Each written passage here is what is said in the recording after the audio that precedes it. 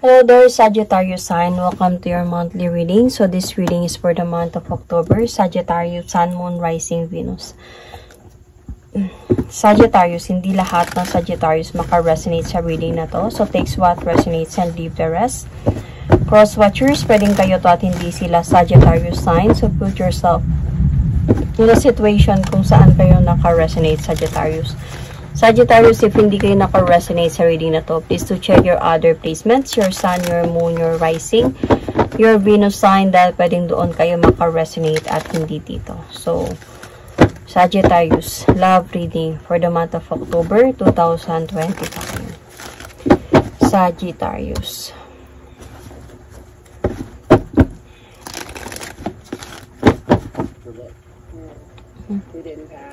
Wait lang.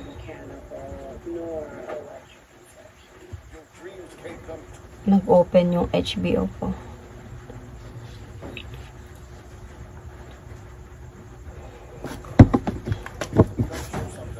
Wait lang. Train wreck of a house. Train wreck of a house. There's no power, there's no running water. It's in rough shape. Oh my god. Wait lang. Sorry. Sorry about that. Okay, Sagittarius. Hindi ko na ikakat to, Sagittarius, ha. October, month of October, Sagittarius, Sun, Moon, Rising, Venus.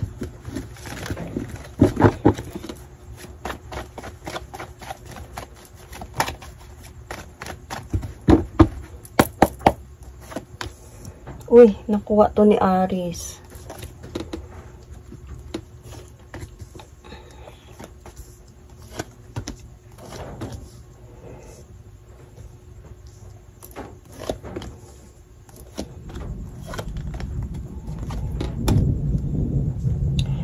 So, Sagittarius, where you are right now, I think this is a moving on your part, trying to move on, trying to have your freedom. Could be, let's see, let's clarify.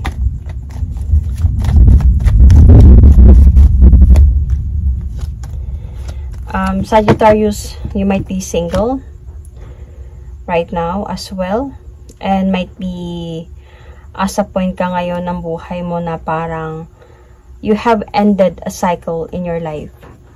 You have cut off a cycle in your life and you just want to have some changes in your life. To have some freedom. To move on.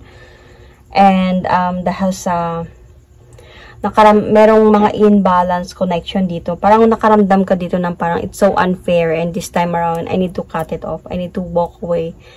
I need to have some changes in my life na this time kasi parang hindi na tama to. Kasi feeling ko dito, ang potential challenge dito is naging option ka siguro sa buhay ng person na to. So, may paano ka maging priority ng person na to. Kung option, isa lang ako sa option or something like that. Kasi may pagpipilian or kung merong pagpipilian. So, ako ba'y mapipili ng person na to and ipa-prioritize ako at mamahal na ako lang or baka iba yung pipiliin or baka pagsabayan kaming dalawa. So, ito yung nagiging challenge dito sa'yo, Sagittarius. So, cross-watchers, pwedeng kayo to, okay? At hindi sila Sagittarius.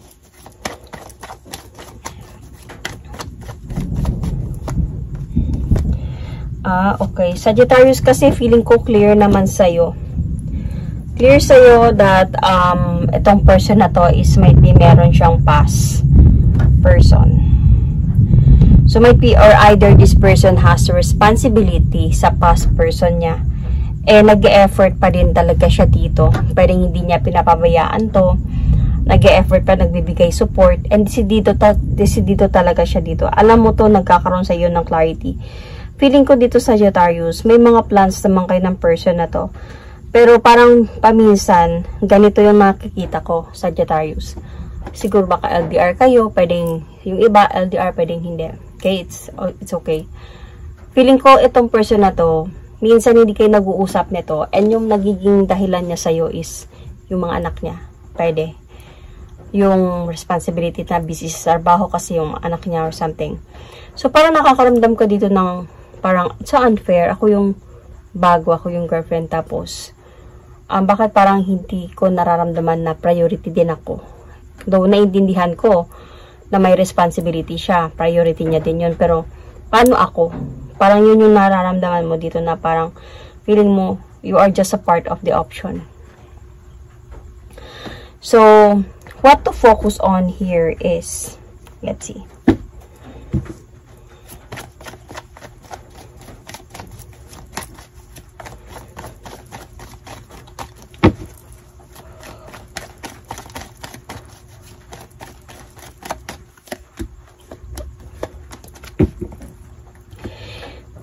What you need to focus on here, Sagittarius, is if this person ba is willing to offer you new beginning, is willing to offer you victory in life, is willing to offer you that forever thing.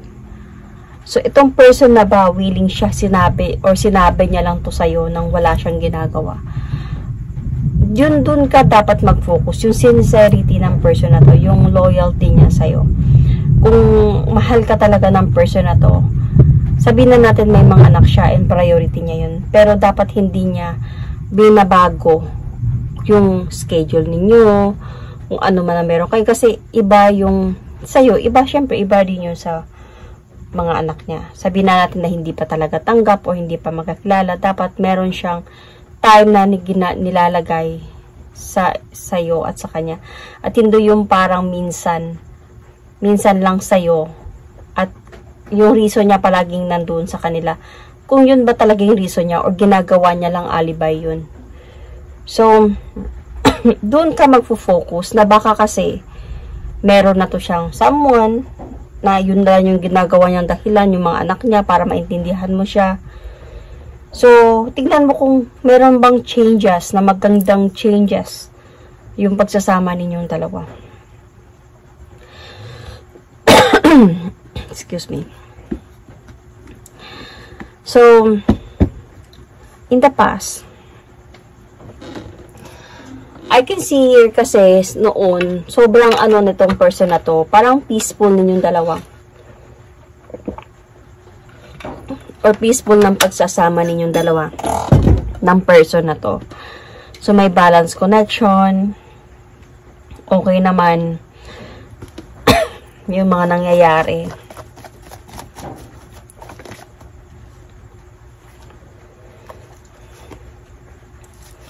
I think clear naman sa'yo na meron siyang nakaraan. Clear sa'yo yun, alam mo yun. At tanggap mo naman yun. Until sa parang napapagod ka na sa mga pangako ng person na to. This person really has, this person is really matured, my ex-wife siya or something. Nagiwalay na silang dalawa. And then, more on mga anak na lang siguro yung sinusuportahan niya or something. So, parang napagod ka dito sa kakaantay. Kung kailan ba talaga kayo siguro maging official, kung sabihin na natin mag-on na kayo, kung kailan talaga mapakilala ba sa pamilya niya, o yung bang makakaramdam ka na hindi ka na natatakot pang mawala siya, o hindi ka na matatakot pang lulukoyin ka pa ba niya, dahil gusto mo yung malalaman ng lahat na ako yung mahal niya, ako yung girlfriend niya, or ako yung kinakasama niya ba or what. Gusto mo mangyari yun, pero parang napapagod ka maghintay na walang nangyayari. So, through this, nagkakaroon na dito nakararamdaman ka na ng cheating or something like that. So, dito nga sa where you are right now is, I think ito yung sinasabi ko na parang you wanted to have your freedom, you wanted to might be to be single na lang or anything like that, kasi parang you really did cut off the cycle. Might be you are really ngayon, single ngayon. You did really cut off the cycle because of parang yung mga pangako ng person na to walang natutupad. So, honestly, yung strength mo dito, hindi mo alam kung saan ka huhugot ng lakas na loob dito sa sitwasyon na ganito eh. Kasi hindi mo even alam kung ano yung position mo sa buhay ng person na to. So, parang hindi mo alam kung ano yung karapatan ko dito sa relasyon na to.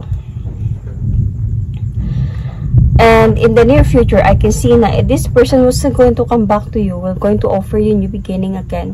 Might be this person is magpaparamdam na lang to siya sa'yo in the near future. Still, mag-o-offer siya sa'yo ng new beginning dito. And, ano yung approach, ano yung suggested approach na pwedeng paparating sa'yo is, yun na nga, yung this person will going to save your relationship again. Kumbaga, gusto niya ulit na mabalik kayo sa dati, maging masaya kayo ulit nitong person na to.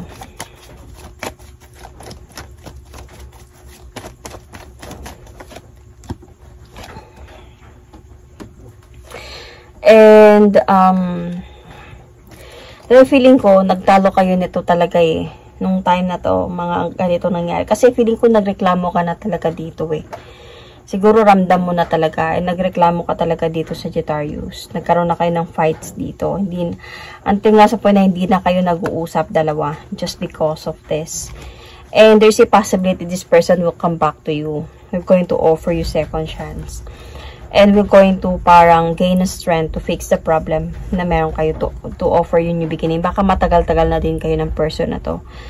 So, honestly, as a point dito na medyo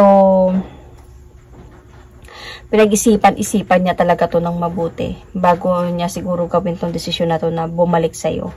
So, ito yung suggested approach na mangyayari. But what you need to know here is, darating yung araw na to. Okay? Hindi to sabihin na naghiwalay kayo ngayon or pinutol mo yung connection ninyo ngayon, then kinabukasan or the next month or the next week, babalik siya. No. There's a possibility in the future pa to na magpaparamdam siya ng ganito ulit. May mga realization sa kanya or anything like that.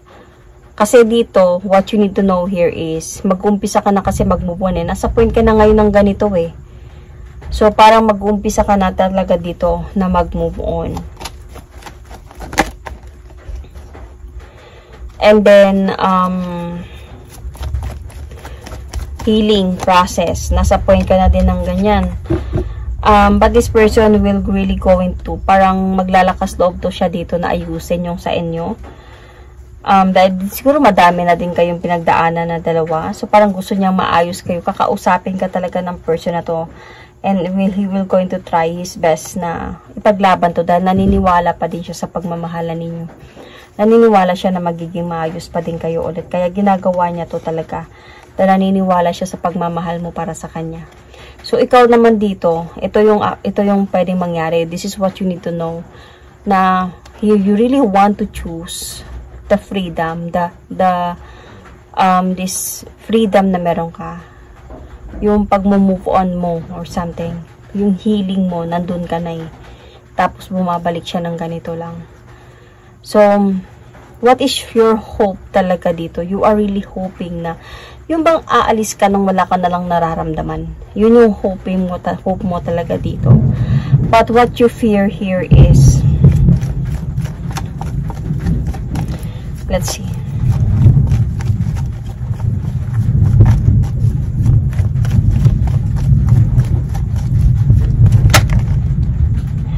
Might meet this person.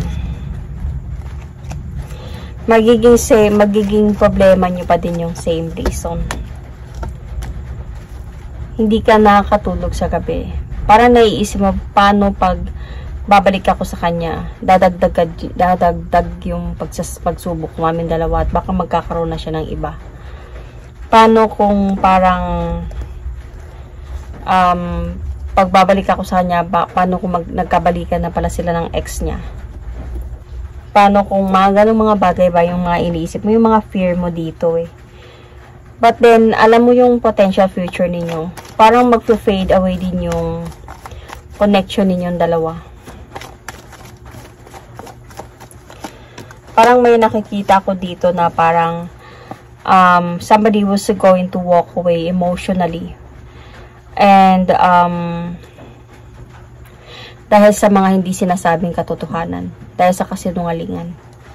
So, keeping secret is really not good sa relationship. Might be maiipit sa sitwasyon nitong person na to, madidisappoint ka lalo at masasaktan ka lalo na sa mga pwede mong malaman, sa mga pwedeng mangyari in the future. Kaya siguro hantong kayo sa point of like, no, wala na talagang pag-uusap pa. Because nakikita ko dito, ito yung pwedeng potential outcome or potential future na pwedeng mangyari sa inyo. Ang magiging dahilan dito, yung mga tinatago niya sa'yo. Yung baga, hindi lahat ng sinasabi niya sa'yo totoo. Tapos baka maririnig mo sa iba. Kaya ang pinaka-importante talaga dito sa relasyon na to, lalo na if naka-resonate ka dito, Sagittarius, is of course, yung wag kayo magtago sa isa't isa kung ano yung nararamdaman ninyo at yung mga nangyayari sa inyo.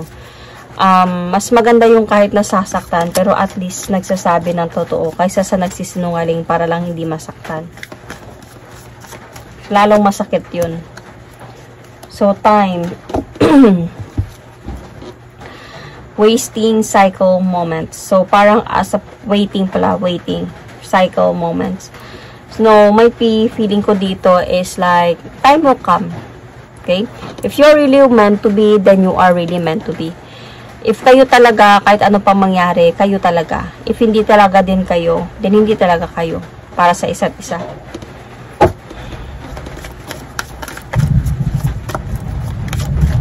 So, we're going to pull an oracle card. This is a message from the card. This is a whisper of love oracle card. Love message. Physical touch. A tender touch can mean so much. So, might be you are an LDR here. And might be kung hindi pa talaga kayo magkikita, then mahirap talaga magdesisyon. So, mas maganda yung magkikita talaga kayong dalawa para magkaroon kayo ng physical touch. What I don't mean anything. But at least nakikita ko yung pag mag-shaken man lang kayo, magyakapan kayo, you will going to feel yung pagmamahal talaga na totoo, di ba? Doon yung sa pagsasama ninyo personally, doon nyo talaga makikita kung itong relasyon na to is worth it ba talaga or not. Kaysa sa LDR lang. So, I can see signs here. Gemini, Capricorn, Taurus, Leo, Scorpio, Aquarius, Libra,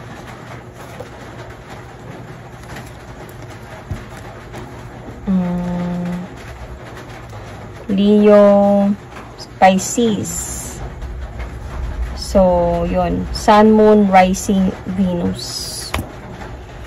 This, Scorpio, this is my reading for you. Thank you and God bless. I mean Scorpio, not Scorpio, sorry. Sagittarius. Sagittarius, this is my reading for you. Thank you and God bless.